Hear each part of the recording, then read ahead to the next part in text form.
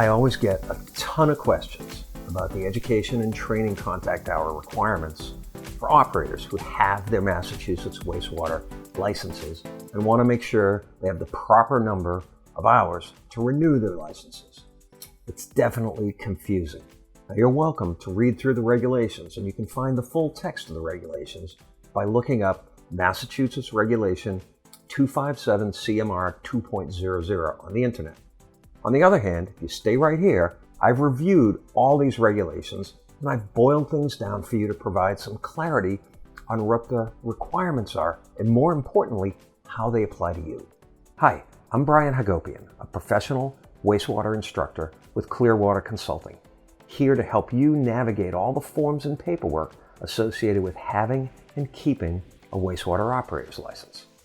First things first, let's make sure we all understand that a wastewater license is a license. There are training and education requirements in place to make sure you keep learning in order to maintain your license. In Massachusetts, the regulations say that you need 10 hours of training per year, but because the license renewal period is 2 years long, that means you really need 20 hours every 2 years. It doesn't matter when you get your 20 hours during the current 2-year period, you just need to get them. Each license renewal period starts on January 1st of even-numbered years and ends on December 31st of odd-numbered years. Now, there are a few different situations depending on your status and when you passed the licensing exam and got your license. So let's go through each one of these quickly so you can sort out what you need to do to ensure that you have the training hours you need to renew your license. The first thing you should look at on your license is whether you're listed as active or inactive. And I'm going to use a copy of my wastewater license as an example. You'll see that I'm listed as inactive. Inactive means that I've passed a test and have a license, but I'm not working in the wastewater field or at a job where I need to have my wastewater license. I used to be the chief operator at a grade 2 industrial wastewater treatment facility, but I'm not working as a wastewater operator right now. When your status is inactive, you can keep your license by simply paying the annual license renewal fee. There are no requirements for training contact hours if you're inactive. If you don't think you'll be using your wastewater license for the next several years, you can save a little money and elect not to pay the annual renewal fee, and your license will expire. After your license expires, you're treated as if you never had a license in the first place.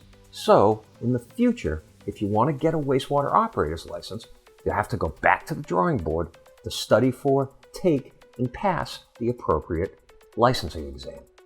Once you do all these things, you'll receive a brand new license with a brand new number. Personally, I would keep any license that I had received. I wouldn't let it expire. If your license lists you as inactive and you get a job for a company that has a wastewater treatment system, you can't stay inactive and you'll need to submit a change in status form to become active. And you'll need to submit proof that you've received the training contact hours, or TCHs, to switch from inactive to active, as well as to renew your license at the end of the current licensing period. Now, the year that you change your status from inactive to active matters. If you change your status from inactive to active during the first year of the 2-year license renewal period, you'll need to show that you've received 20 training contact hours during the current renewal period in order to renew your license for the next period. But if you change your status from inactive to active during the second year of the 2-year license renewal period, you only need to show that you've received 10 training contact hours to renew your license. If your license lists you as active and you've had your license for more than 2 years, then renewing your license is pretty simple. You need to get 20 state-approved training contact hours, TCHs, during the current license renewal period to renew your license. The training requirements change a little bit if you took and passed a licensing exam and received your license sometime during the current 2-year licensing period. Here, the year that you took and passed the exam and received your license determines the number of training hours you need. Remember, the 10-hour per year rule applies here. So if you passed the exam and received your license during an even-numbered years, which happens to be the first year of the 2-year license renewal period, you would need to receive 20 training contact hours to renew your license. But because you took and passed the licensing exam during the current license renewal period, you'll automatically receive 10 training contact hours for passing the exam, so you only need 10 more training hours to renew your license. Now, if you passed the exam and received your license during an odd-numbered year, which would be the second year of the 2-year license renewal period, this means you only need 10 training contact hours because you only had your license for the second year of the license renewal period. And because you passed the licensing exam, you'll automatically receive 10 training contact hours just for passing the exam.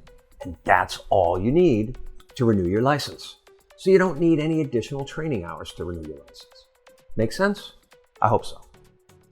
Now that we've been through the different scenarios that may apply to your unique situation, let's get back to the stuff that applies to everyone holding a license. If you have a wastewater operator's license, every 2 years you'll receive a renewal notice in the mail, usually in late August or early September, indicating that your license is up for renewal.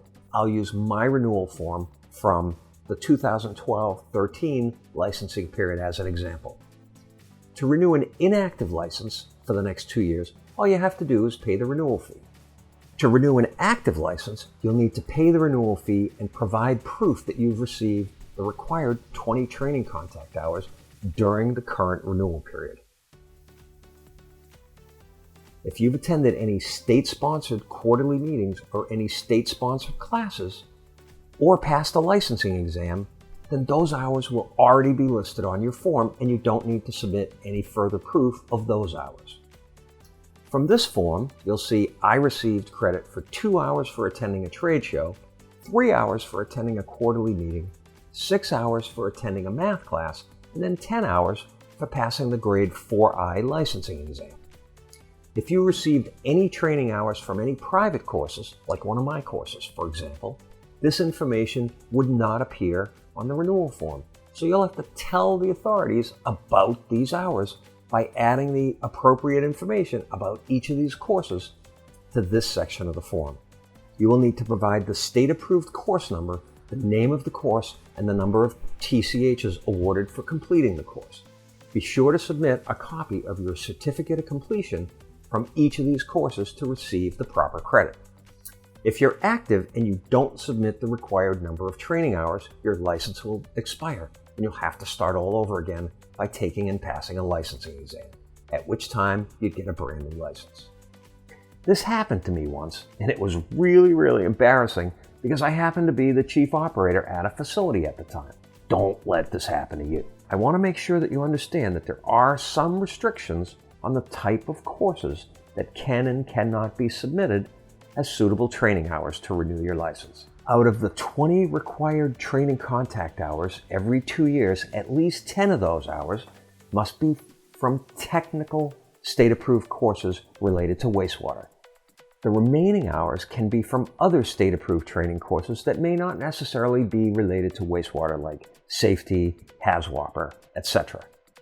What's of particular importance is that in past years, you've been allowed to submit training hours received from courses that were not necessarily state-approved.